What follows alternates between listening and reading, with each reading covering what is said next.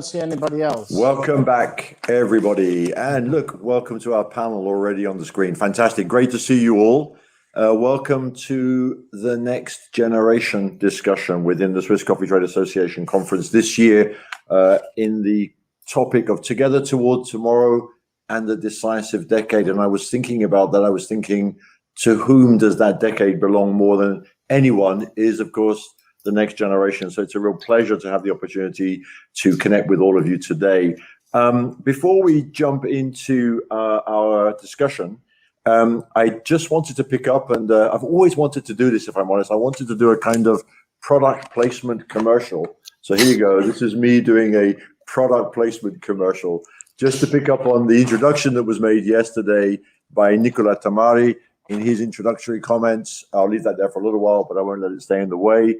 To promote something which is bringing to life. So it's not just discussion, right? It's bringing to life the theme of the Next Gen this year, which is education. And in this product, which is being promoted by the Swiss Coffee Trade Association, I think I can give a shout out to Guillaume Zwinden for his work in making that happen, supplied by Volcafe, utilizing the capability of the Farmer Connect platform in terms of traceability from the Democratic Republic of Congo, roasted here in Switzerland and promoted, as I said, by the association. I think you can find out more on the website. Nicola Tamari says, get hold of this coffee. It's not just good, it's great. And you will be contributing to educational programs and school building in the Democratic Republic of Congo. So I love the fact that the Next Gen team is not talking about the challenges of sustainability and the transformation, but is putting those into action. So welcome to all of you. Interestingly, I think the theme of this topic is not just education in the loosest sense, but it's actually education very specifically in the context of what we might describe as a challenge to the sector, which is the ability to attract and to retain talent. And so before we kick off the proceedings and get into the discussion and ask the panelists to give some introduction, I'd like you to all use your Spot Me app, the polling, and we're going to do a bit of a word cloud, which we'll come back to and show a little bit later in our discussion. If you were in one word to say, what does education mean in the coffee sector when we're talking about this notion of education? Just if you can, give us one word while you're doing that. We'll be building the word cloud, and we'll come back and have a look at that a little bit later in our discussion. So we have to accompany us on this journey.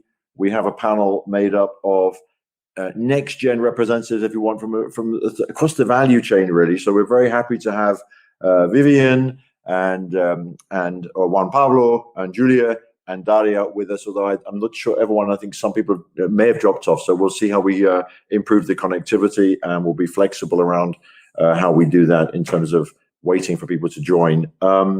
So I think if to really get into the conversation, and as I said before, the reason there's no big biographical introduction to anybody, because all of that is set out in our conference program so people can find out who you are, what you're doing, what you're up to. But of course, it's relevant as you start to come with your introductory remarks that you just give us a bit of a highlight of what each of you is doing in this space.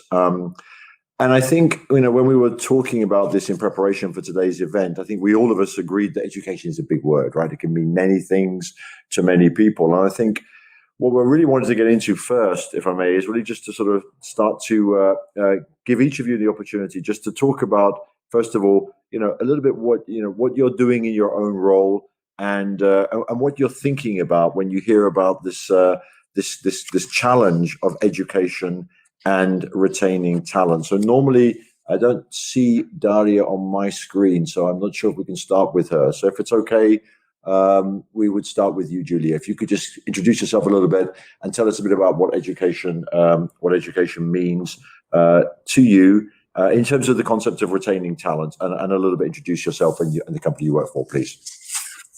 Sure.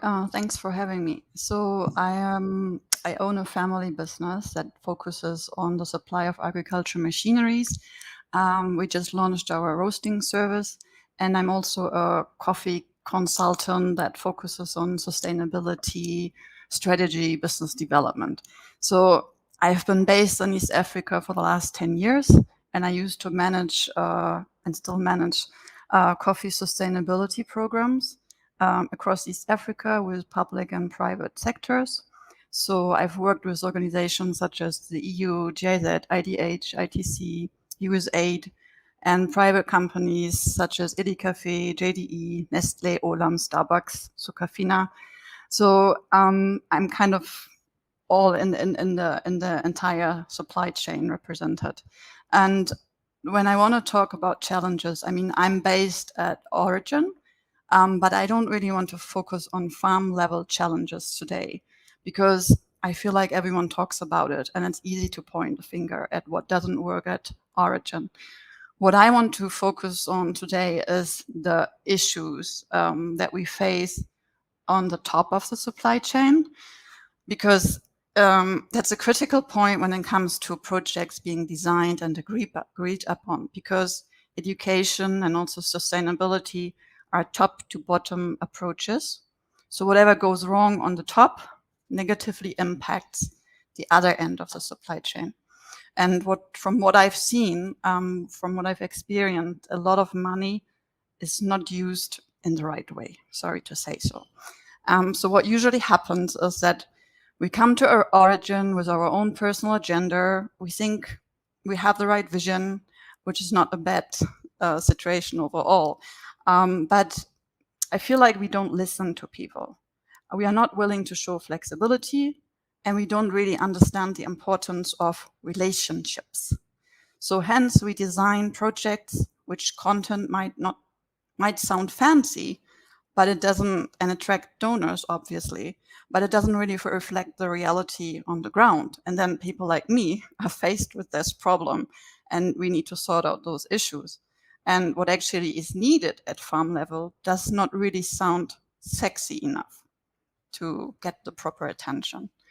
So as I mentioned, I worked in different organizations with different companies.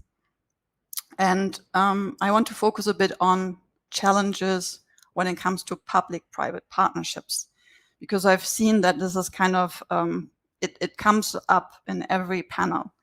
And everyone is very positive about this and thinks it's the right way to go.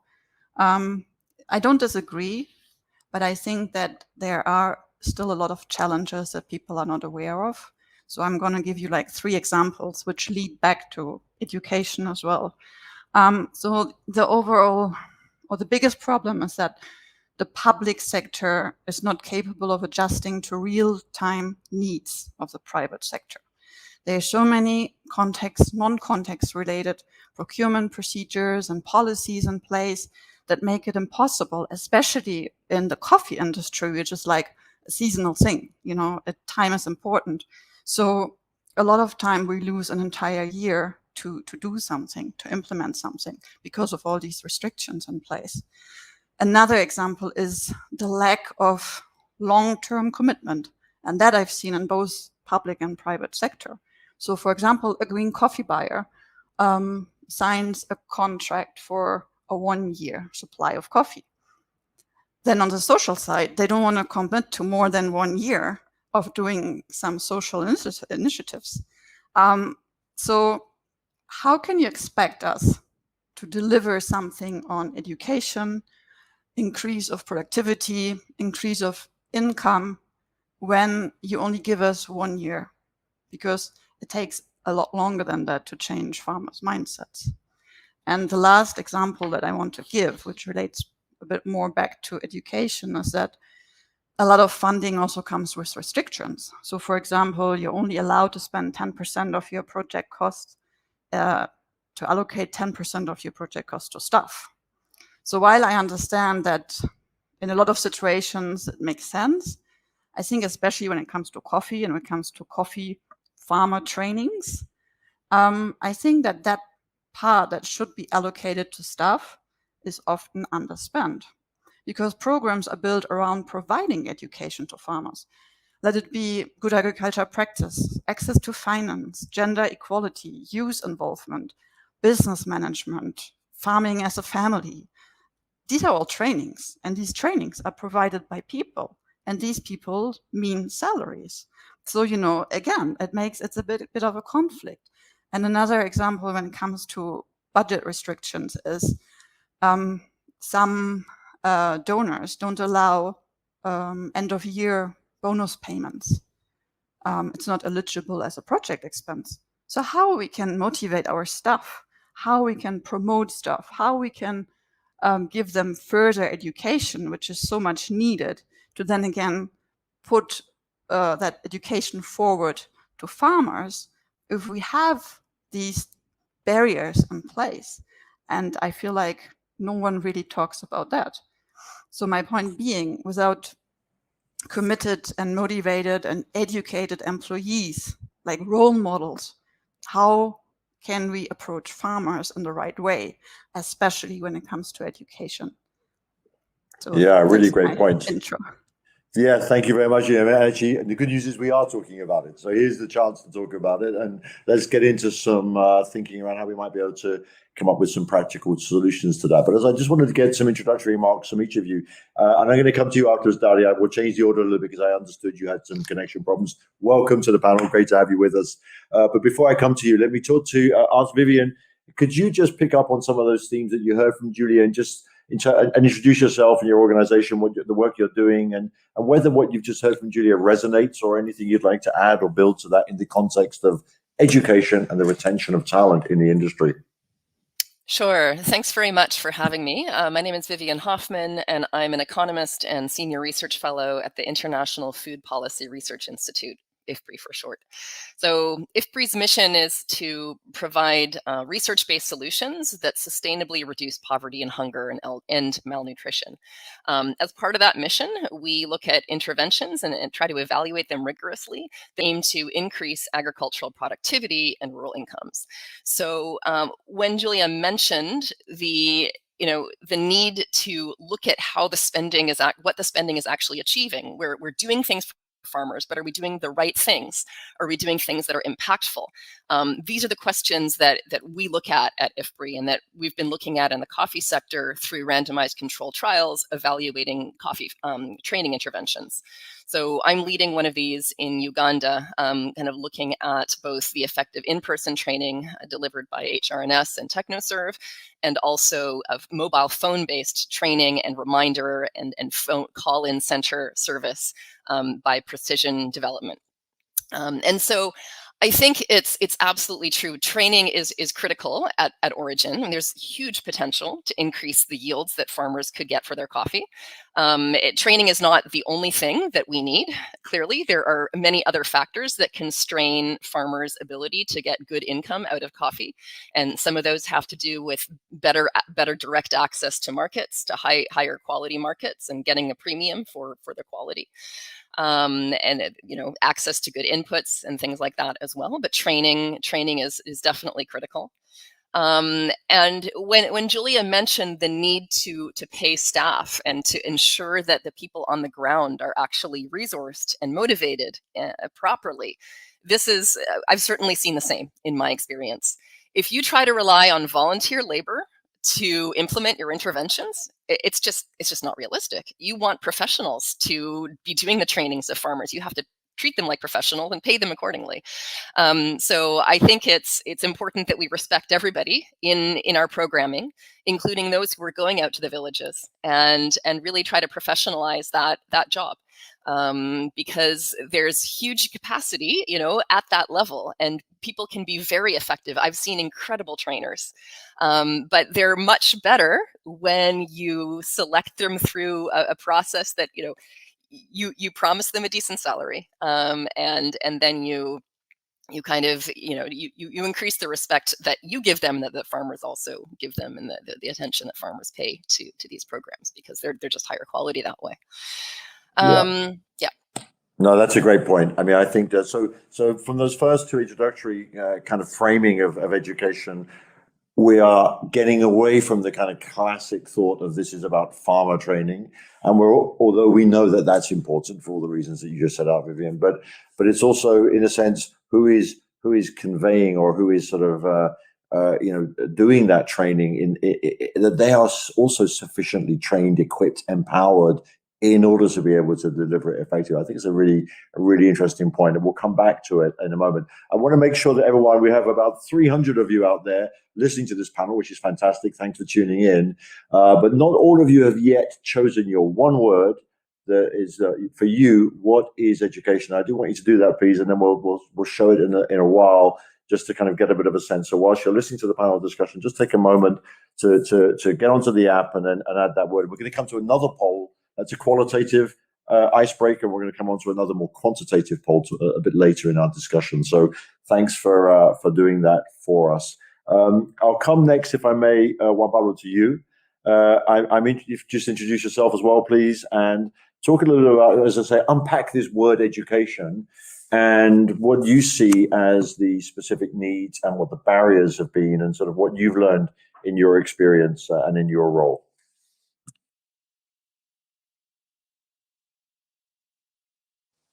Thank you, Dean. First of all, thank you for inviting me for this discussion on this panel, and hello to all my colleagues. Well, I'm a coffee producer. I'm probably the only one invited here to talk from the side of the coffee producers, which is a big responsibility. My story a bit, I'm fourth generation. I wasn't supposed to take over the farm and so on. It was run by uncles, and it was well run until the crisis of 2002. The prices went down, and that's where I decided to jump in and take over. And I think the education that I had at that time, having been an industrial engineer, as a university background, having traveled a bit the world, having learned the languages, having understood a bit the supply chain of coffee, helped me kind of visualize something that invited me to actually jump in, which was connect the farm with the world and the world with the farm. And that has been my pursuit since I started 20 years ago, more or less.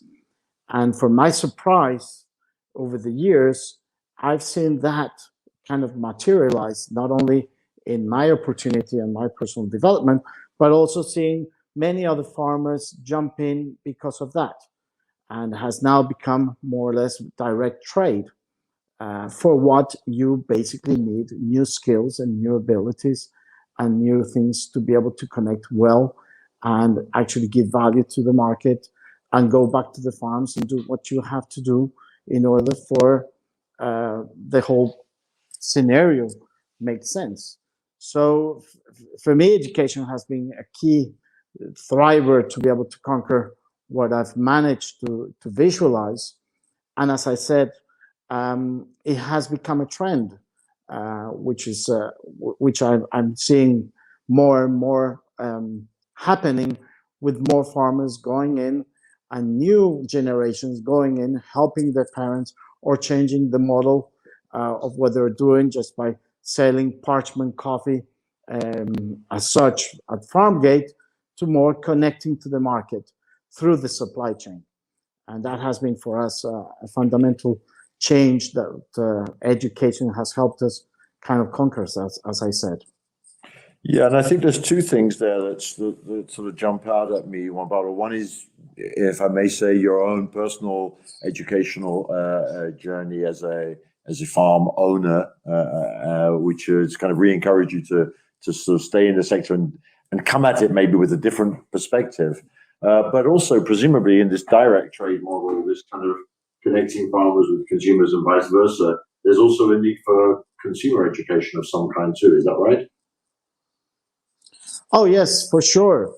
In this journey, I've also opened a side business, which is a complementary business, basically, which is tourism within the farm, focused mostly for travelers coming to Colombia.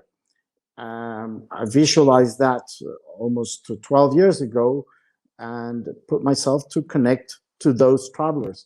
And it's been a fantastic journey to understand and see the perception of these coffee drinkers who are basically just very little informed about the beverage itself. And one of the magnificent kind of feedbacks that we get from lots of the visitors at first was, oh, Colombia is a nice, safe place to visit.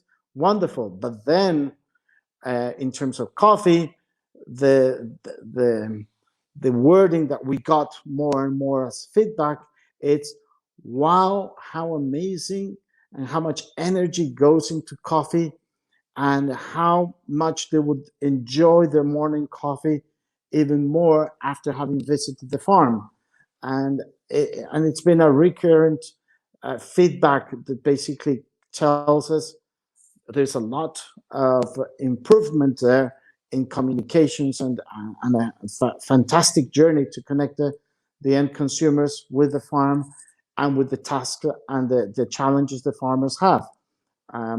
And that's just motivating. And as I said, well, we receive about 10,000 visitors per year, just before COVID, of course. Now everything it's a bit different, but it's really, really encouraging when you get those type of feedbacks, and just encourages you to continue the same path.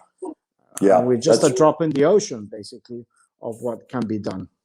No, that's a remarkable statistic. And, you know, I think what I was thinking as I was listening to you, Pablo, is that education gives you the opportunity to appraise something and to see something in a different way, your own personal journey, but also those travelers who come will have a new appreciation of what coffee is, which can also connect into premiumization and into a sort of deeper understanding of what is involved in the kind of crafting of the coffee. So let's again come back to that theme in a little bit. But just to complete our introductory comments, Daria, I'm glad you're with us. Thank you very much for joining. We're really just kicking it off, if you wouldn't mind, by just introducing yourself a little bit. Obviously, what you're doing in Illy. What does education mean for your organization? What are you coming up against? What's working well for you, and where are you still trying to work it out? Thanks, and thanks for hosting me today. It's a pleasure to be with this wonderful group, and for putting together all of these minds that I think can do so much to change and make a better step forward. My name is Daria Illy. I work for Illycaffè as a coffee culture director. I manage a team of 30, 35 people who are dedicated to education, meaning that our name is Università del Caffè di Illycaffè.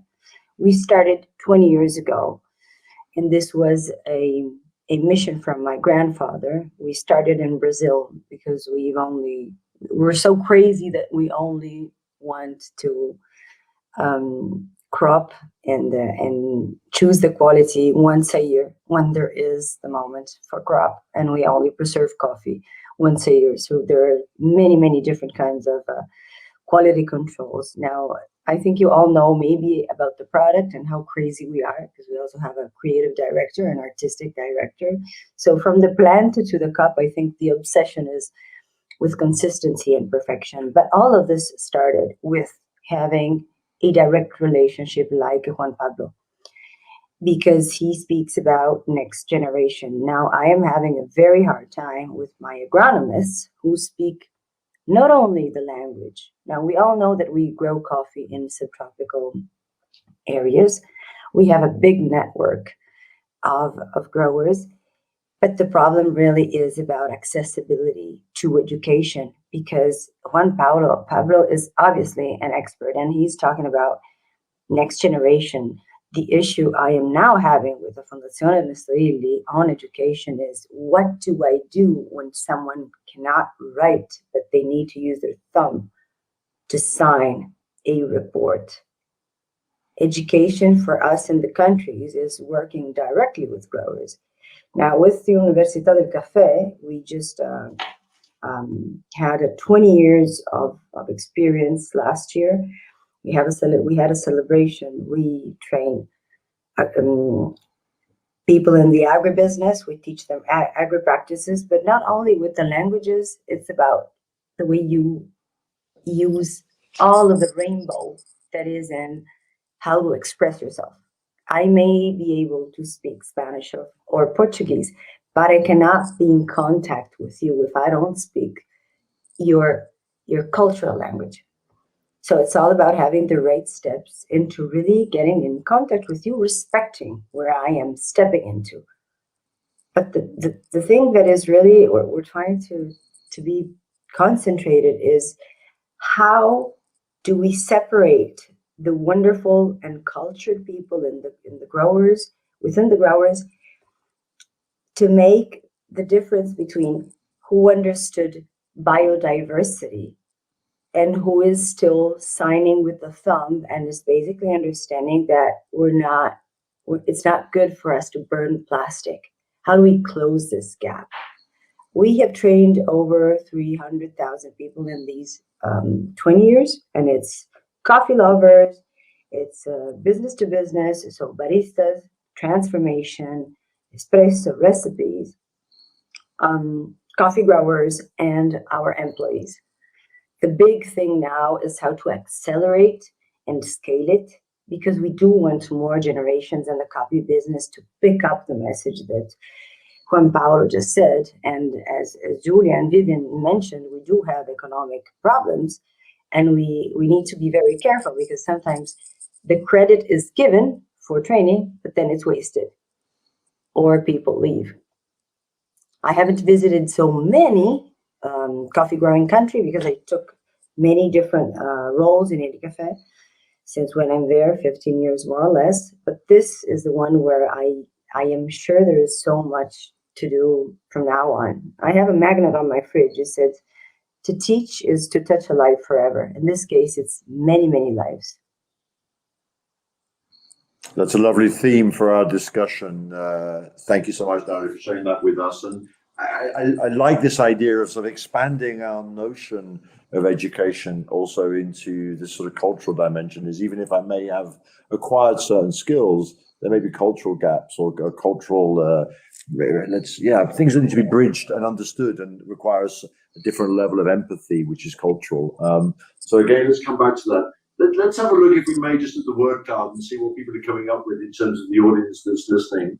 And we have well over 300 people joining, and this can keep going. So if you've got more ideas, bring it. Please just keep adding so we can see that. But some of the themes that we're talking about here, I mean, certainly we're talking about. I guess the point here is that we should not expect to see transformation and different outcomes in the future if we are not educating. Yeah, I mean, and again, here also, I think risk. Interesting. So education is not maybe just the opportunity, but is a way of addressing risk. Any, if you could just show the panelists at the same time as the slide, please. Any initial spontaneous responses? I might just go around each of you, just to get a bit of a thought about some of the words that are popping up there. Julia, how does that chime and resonate with what you were saying at the beginning? I'm very surprised to not see the term youth, because when we talk about education, this is one of the first things that comes to my mind. And I think that this is one of the major issues that we're facing now, how to encourage youth to stay in coffee or to even get into coffee. Yeah. I suppose maybe implicit in this idea of future, but I agree. And again, this is real time, so people are still voting. Please put in your words, and let's watch it all magically transform in front of us. Vivian, anything in there that was surprising or reassuring? Well, I find it interesting that gender is currently popping up as the biggest word, and that's certainly something that we need to pay more attention to in coffee. And women traditionally have not been thought of as the ones to manage cash crops, but they do contribute significant labor and to weeding, to harvesting coffee. In many settings, they don't actually see the fruits of that labor, in the sense that they don't get to control the income that comes from the coffee. And so that creates a mismatch between women's motivation and their labor inputs, it's bad for women and it's bad for coffee production if the people doing the work are not actually getting the rewards. So I think more and more coffee training programs are putting in real effort to include women in trainings, to recruit female trainers, and to shift the norms around whose income is this, whose crop is this, which is important. Thank you. Great. Yeah. And we've also been discussing within the framework of the conference how we're going to focus in more on that in next year's agenda. So watch this space as we dig more into the whole gender diversity and inclusion framework for our as part of our event. So thanks for that. Juan Pablo, I'm just going through the order that I see you on my screen here. Well, Pablo, anything there either that you'd like to call out a little bit more that hasn't been said? Well, for me, it's interesting to see the holistic kind of perception of education. Education should be holistic. It should be a big thing. It shouldn't just be one particular thing. I think every producer, everybody in the supply chain would have different needs at different moments in time. So just to boil it down to one, I find it very tough. I value the fact that it's a holistic thing with some emphasis on some things in particular, but that's what it should be more and more, in my opinion. Very good. Well, Pablo, thank you. Daria, again, for you, any first thoughts or anything that confirms in your own experience in what you're driving at Illycaffè, or anything which is, a little bit surprising maybe? Yeah, totally. And thanks for asking, Dean. I am surprised, as Vivian said, about having gender coming up. So without us touching the point immediately, but the truth is that gender is so important in the coffee sector. By this, I mean that we nurture 25 million families in the industries. At least 25% of these are managed by women. And the 70% of work, manual and administrative, is from women. We had a video sometime backwards to thank for the coffee, for the International Coffee Day. And what we did is we sent out half a cup, but truly half a cup, in ceramic, to thank all the women that work in the coffee world, because if they wouldn't be there, we'd only have half of the coffee to be drank and cultivated. But what I mean by this is that we still have 16 countries where it is prohibited for them to work and study. So all of this, this is a point. It comes to me to speak out about accessibility to the training.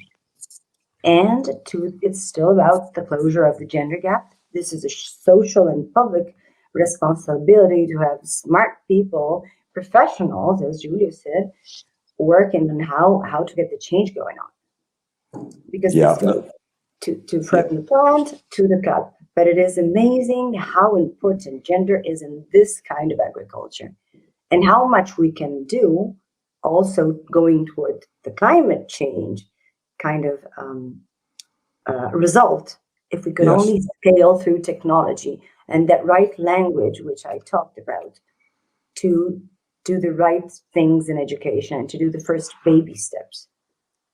Yeah, excellent points. Thank you, Daria. And look, just because these polls are really helpful, and I need to introduce them during the course of the discussion, otherwise there isn't time for them to be processed and projected. So I'm just going to mention that we want to also have a quantitative poll that we'll show towards the end of the discussion. But I'd like all of you in the audience to be thinking about that right now. The question is that in this decisive decade, which is the theme of our conference this year, and as we're moving together towards tomorrow, if you had money to invest in education, and I think we heard from you, Julia, that this is a little bit the issue that we're facing, is the allocation of resources into education. Where do we think where do we get the most impact and effectiveness from that educational dollar? And there are a number of different options that you'll see as you do the polling on this. Consumer education is one of them, and we touched on that already in this discussion. Building business schools in the coffee farming communities. I think we've heard the phrase at this event before of agripreneurship, and entrepreneurship was one of the spontaneous words that came up. It's an interesting idea. Global industry education platforms, so online programs. And I think obviously digital and virtual was coming up in our word cloud as well. Human rights improvement. Obviously we heard also from Johannes in the previous panel discussion that for the industry associations, once there is new legislative framework, they need to help to enable and inform and educate their members towards compliance. So human rights improvements and education, longer origin programs with increased spending on local staff. So I think very much playing, Julia, to the points that you made in your introduction. Independent research to further develop the coffee sector, and then let's say the more foundational good agricultural practices. So if I could ask everyone in the audience, we can take the word card down now, please. Everyone in the audience to be doing that, conducting that poll. And then just before we close in about 15 minutes or so, 20 minutes, we will show the results of that. And I'd like to ask all of the panelists then to respond to the quantitative survey in addition to the qualitative one that we just saw. So what I'd like to do now is maybe dig in a little bit more in terms of some suggestions and some visions of what we could be doing next. And if I may, I'd like to come back to you, Daria. I think what you're doing is visionary, and I suppose with all vision, the vision thing, it's about making that practical, isn't it? Is it turning it into actionable programs? So, could you, tell us a little bit about what Illycaffè is doing to I like this idea of shifting or changing, influencing culture. Right, thanks. I thank you. Practically, what we need to do, since we do have a set of skills that we know we need to transfer directly to people and the agriculture. So, teach the agri practices from A to Z, and giving an incentive to the next generation to pick up this wonderful job who nurtures an immense industry. And not only the one we see in the fields, but we're also talking about companies who really love their job and the packaging and the exporting, and how ethical this business can be, because education goes with ethical and quality goes with being ethical. This is why the foundation of Ernesto Illy was born, because my grandfather said that there is no product that is a wonderful product without being ethical. But now let's go to today. We are in 2021. We only have a team of 10 wonderful cultured agronomists that can travel the world and help directly and give the courses in the language and with the empathy that we need in the subtropical areas, even in the most difficult places in the world, like Ethiopia, which makes the best coffee in the world, but it's so hard to be directly in touch with them. So the only thing that we can do, and it's what the post-pandemic teaches us, is we need to bring technology in to scale this culture. Now, to be able to do this, we need to become coaches, not trainers, and go much beyond what the agri-practice is, what biodiversity is, what the right way of cultivating is, which are the fertilizers that we might be best using, which is the role of the women.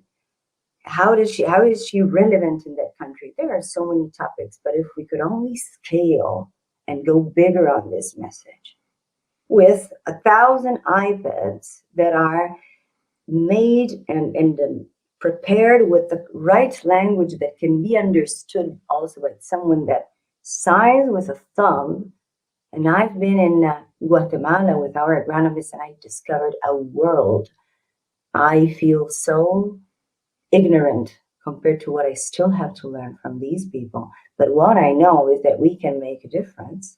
Because if I can make a difference going on my own to 10, we got to get together and do 100 and do more. But we need to find the right way to deliver and to convey this message, not only to people who already know about, they're already at the 4th or 5th, like Juan Pablo, generation, but we need to go a little step back to that small farmer who has those wonderful Arabica beans just up there in that little crazy place that you really have to travel 4 days to get there in a car with bumping, and you don't know how to use the toilet because sometimes they think that you need to use them for to clean the chickens. Yeah. It sounds fun. I took it in a fun way because I was delighted by the way that these people were smiling. And though I was so sorry because I wanted to do like 1,000 things in a day, they were happy about what they're doing. And we can do so much to scale it. We need technology, but we need the right language and technology to scale. I love it. Yeah, and I love it. Sorry to interrupt you, Daria. I love this notion of combining cultural sensitivity in the delivery of the training with digital technology to enable what you describe as coaching. And if I may, I'd like just to get maybe firstly, Julia, your thoughts and your response to what you've heard from Daria in terms of just the digital, the potential that because digital has been, of course, as we would expect, a theme throughout the event. How is that being used now? Are we where we need to be? What sort of practical things do you see on the horizon that can help scale and accelerate that educational program? I think that the word digital or traceability is becoming more and more important, but it is so difficult to reach out to those individual smallholder farmers that Daria went to with her car. Like there are benefits that are going back to farmers, but it might be smaller companies or it might be cooperatives. So what I don't see yet is like, how does it benefit these individual farmers that live below the poverty line, that have just 300 trees?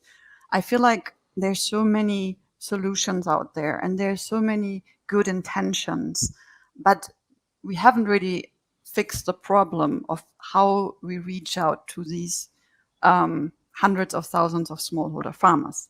And I'm saying this because I know there are different situations out there, but I am in the context of East Africa. I am based in Rwanda. I've worked a lot in Burundi. So this is what I see. Like, how can that benefit the individual farmer?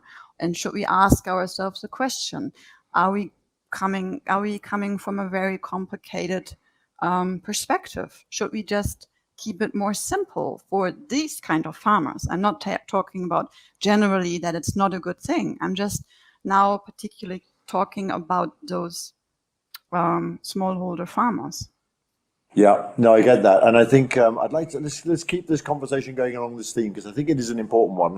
I'll come to all of you on it in turn, and but Vivian, I think in terms of the sort of research, the requirement for research, perhaps I'm sure digital is an important tool for you there. And pardon my ignorance, but one of the things that I think I'd read in terms of the rollout of sustainability in certain parts of East Africa as well was that actually mobile pay was got ahead of was sort of leapfrogged the technology that we were even using in the West. That became a kind of a way of settling transactions. So I'd be interested, Vivian, just in terms of also your East African experience in terms of the role that technology and digital can play in delivering education, and not just GAP training programs, but also this other point that you mentioned, which is the quality of the trainers themselves. Sure. I mean, I think there's a huge role for digital technologies to play. Cell phone penetration in East Africa is very, very high. And so the challenge, though, is when you think about the more complicated, like ideally you'd be sending videos to all these farmers, right? But they don't have smartphones. They have old-fashioned flip phones. Often they don't have a way to charge it very frequently, so they might run out of battery. The network is not very strong in the hilly areas where coffee is grown. So we try to keep it. We use digital technologies in our training programs that we evaluate, but we keep it very simple. So in Uganda, where illiteracy is high, and even if a farmer is literate, they may not be used to using texts on their phones. So we send push voice messages. It's just a voice recording of a best practice advice or a reminder. And we let them call in and record a message, and then someone will call them back or push a message back to them. So digital doesn't have to mean fancy. I think we need to just keep in mind that the technology needs to be appropriate to the capacities and the needs of the farmers that we're interacting with. And in some settings, it will be fancy, right? In some settings, people do have good broadband connections and they do have fancy smartphones. And in that case, videos are way more effective than voice messages oftentimes, right? But it's all about the context.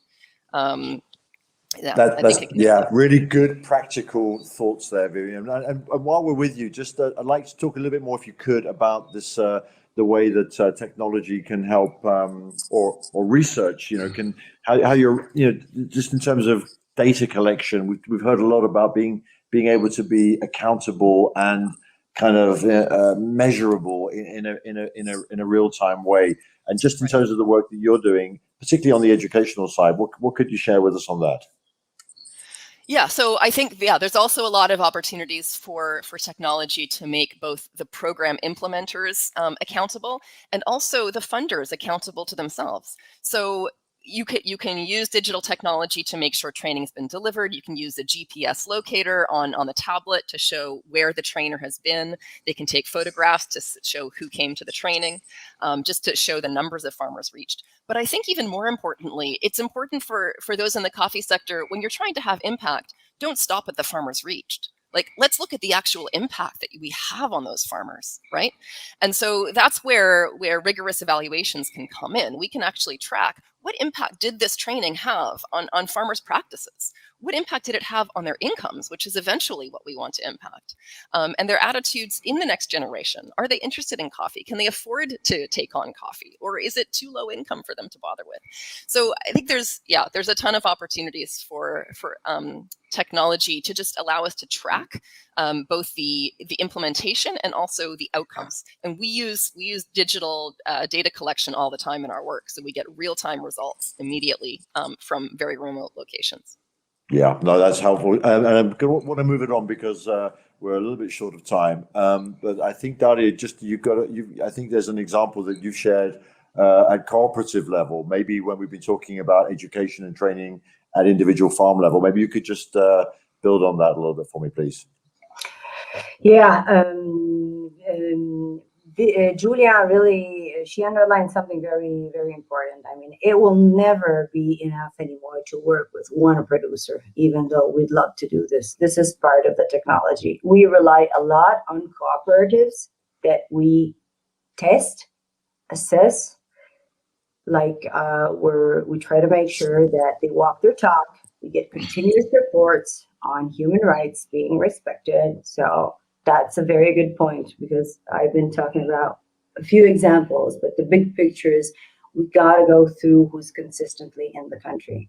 And there are wonderful cooperatives who really take care about our growers there, and they keep on delivering the message.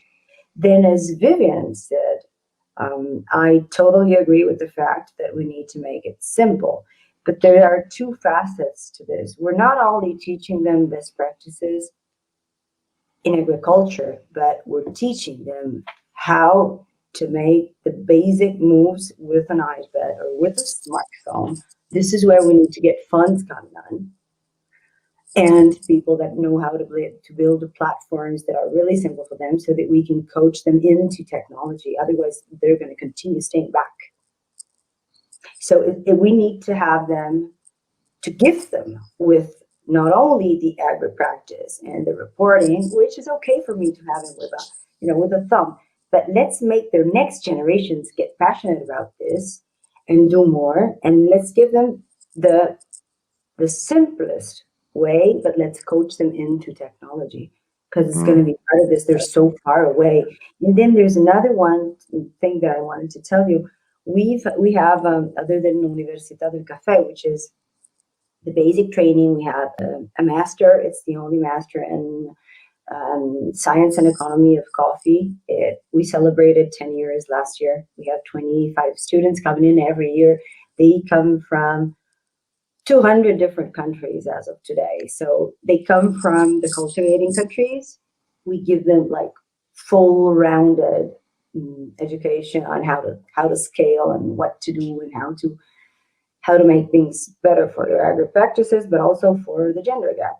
I followed a lot of groups on their thesis talking about gender gap, and this is another effort that if we could only elevate and scale. I mean, from 200 countries, 25 students per year. How much can we use this to diffuse, to have a collective intelligence mechanism?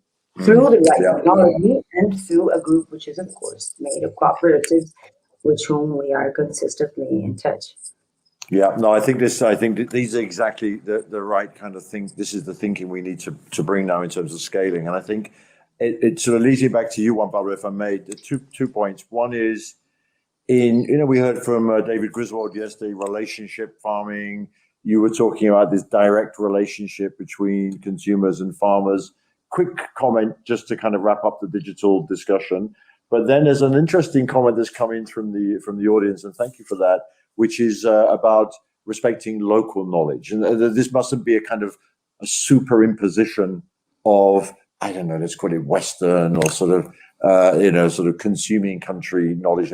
How do we strike the balance between local know-how and capabilities with a requirement to introduce best practices?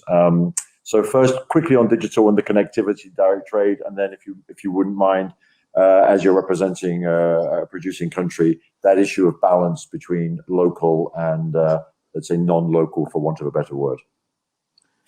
Well, the digital new world, a new connection, it's fundamental for this new area of direct trade, and I think that's where the new generations that already are using these technologies can help the old generations that are still in the farms connect to the market and make a difference, and somehow go into the business and see a bright future.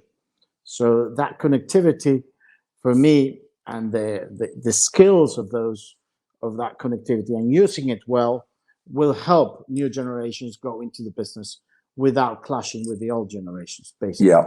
Yeah. There is one thing about that I perceive that we're missing out in the ecosystem of producers, at least in Colombia, for helping to get to the small producers with education. Colombia has a very particular structure where you have two harvests. Meaning two harvests is south of Colombia produces coffee first semester, north of Colombia second semester. There is naturally a migration from south to north to complement their income. It so happens that we receive lots of small producers in our farm from the south and stay in our farms and pick our coffee. There is an ecosystem that should be and could be used to actually communicate and help educate all these small producers and pickers and so on, which is using the holistic ecosystem, which is the symbiosis between small producers and large producers. In Colombia, because of the two harvests, could be a bit more obvious and could be more structured. In other countries where you only have one harvest, can be a bit more difficult, because each small producer will be concentrated in their own harvest and cannot go to another farm. But there is an ecosystem there where the big players or the big farms, which in the long term nobody's big in coffee, can house lots of small producers and pickers and so on. And while they're picking coffee and staying in their farm, they learn a lot of things. And you have them there for several weeks, for several months, and so on. So there is an ecosystem locally that should be explored, should be looked at, and should be used for the better.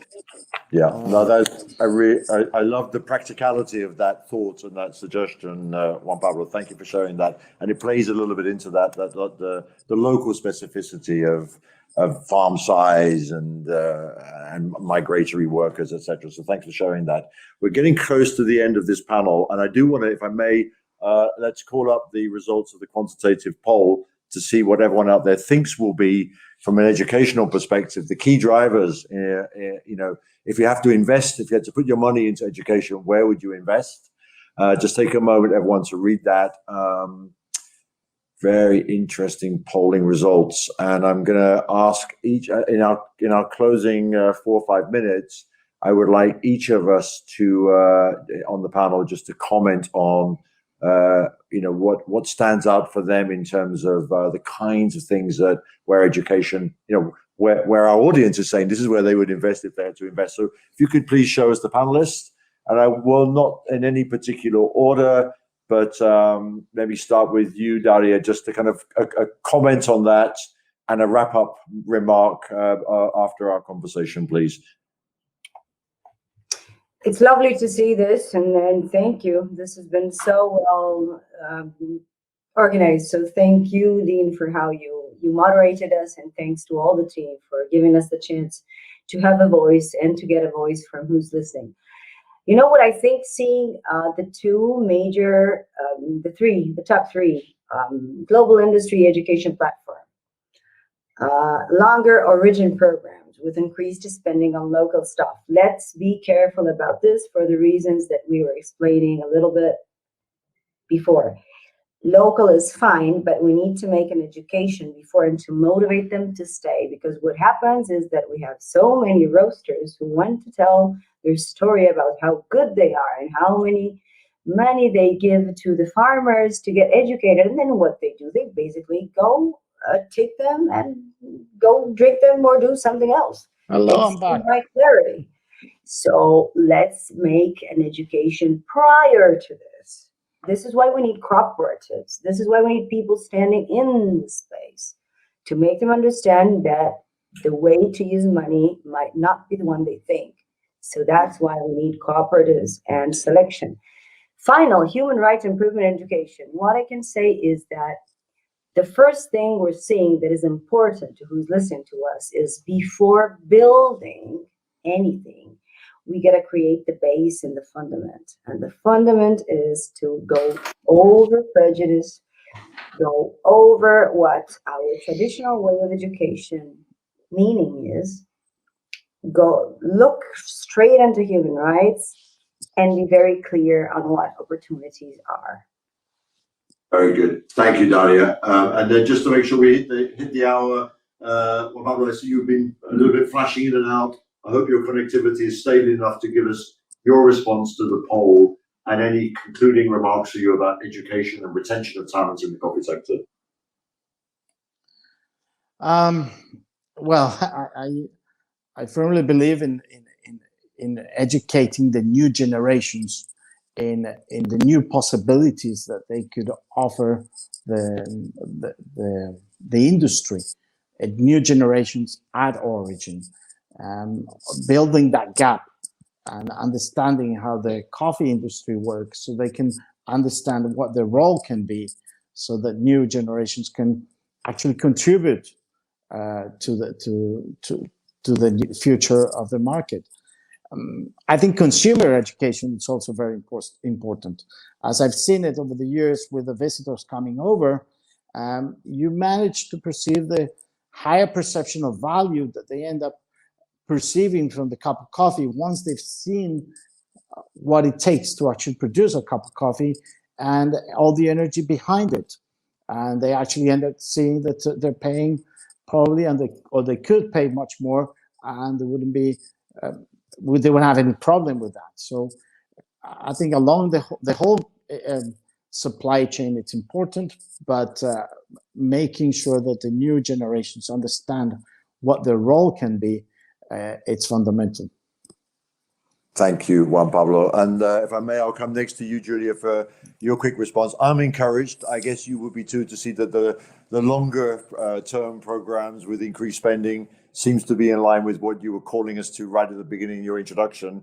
But your comments on that and any final remarks, please. Sorry, was it me? Sorry, yes, please, Julia. Okay, sorry, it's cutting a bit. Yeah, no, I just wanted to say that I was encouraged on your behalf to see that the longer origin program and increased spending is coming across loud and clear. So I guess that's good news, or news to your ears. I didn't know that this is actually a competition. So no, I'm pleased to to hear that and brought that out to the public. What I maybe, just as to sum it up, what I want to pick on is farmer gap trainings. So I'm surprised to see actually that number quite high, because I think when we talk about education in general, I don't think training a farmer on good agricultural practices is kind of the solution to bring them to the next step. Because all farmers, they have some knowledge about how they grow coffee. I mean, how have they done this in the past? I think it's up to us now to, okay, bring more innovative approaches, even though 10 years ago, soil erosion, pest and disease control, everything was already included in coffee manuals. So, you know, what else you want to do us on that side? So my point being is that I would love to see the term education not only being focused on coffee education, because a coffee farmer, in my context, is not just a coffee farmer. They have potatoes, they have cassava, they have bananas, and they need much more than just coffee education to come out of poverty. They need much more than just, you know, increasing coffee productivity is not the sole driver of creating a better future. So if you think that, I don't think you have understood the concept of sustainability. Yeah, no, I think it's a great challenge. Yeah, thank you for that. Great challenge for a more integrated, holistic program that is sort of living income and sort of total household level focused. That's a really important point. Thank you for making it. The final word, Vivian, if I may, to you. Anything which jumps out there, which reassured you, excited you, surprised you, and a concluding remark, please, about education and the retention of talent in our industry. Sure. So to echo Julia's point, yes, coffee farmers where I work, also in Uganda, are very diversified typically. And so we do need to look at the whole farm and not push them into one particular crop. If coffee makes sense for them, they'll go into it. We need to work also on the whole ecosystem that creates incentives for them to be producing coffee. And that means higher prices for better quality as well. But just to look at this particular point on increased longer origin programs, I think it's very important to take the long view. So, I mean, I think there is something to be gained from reminding farmers, and obviously they know what the good practices are, but sometimes they're not seeing the rewards from those. And so the practices they're using right now, a lot of them are getting about a third of the yield that they could. So if it takes time, though, to get people to change their practices, right? So if we did one program where after a year, 20% of people had adopted a rejuvenation practice that was being pushed. We evaluated a program actually by TechnoServe. But only 3% of the trees are being rejuvenated. Farmers need to see the evidence. They are the experts, and they need to be given time to experiment and learn themselves. They're not going to totally change their practices based on some external person's advice. I mean, it's going to be a local person, but it's from outside their village. They're just being told what to do. That doesn't work. It's learning by doing, like all of us. We need to learn by doing. We need to experiment. And, we can't take crazy risks. We need to see that it works for us before we adopt practices. And so I think taking the long view is very important. And we just need patience to really see these things transform people's farming practices and transform their lives. Thank you for that, Vivian. I think really important points. And indeed, congratulations to the Next Gen within the Swiss Coffee Trade Association for their focus on education, bringing that theme into the event, getting us to focus on that, bringing together such a great panel with diverse perspectives and views and experiences on this topic. As I said at the beginning, the decisive decade will be decided based on what the Next Gen does, and is also being decided for the Next Gen by what we all do collectively. A final chance to do the thing I love doing, which is the product placement. I would say shop now and soon to avoid disappointment this holiday season. Thank you to the Swiss Coffee Trade Association for their focus and support of education in coffee. And to all of you, we've got about 5 minutes to run before our final panel of this year's conference. Thank you to all of you, and see you shortly.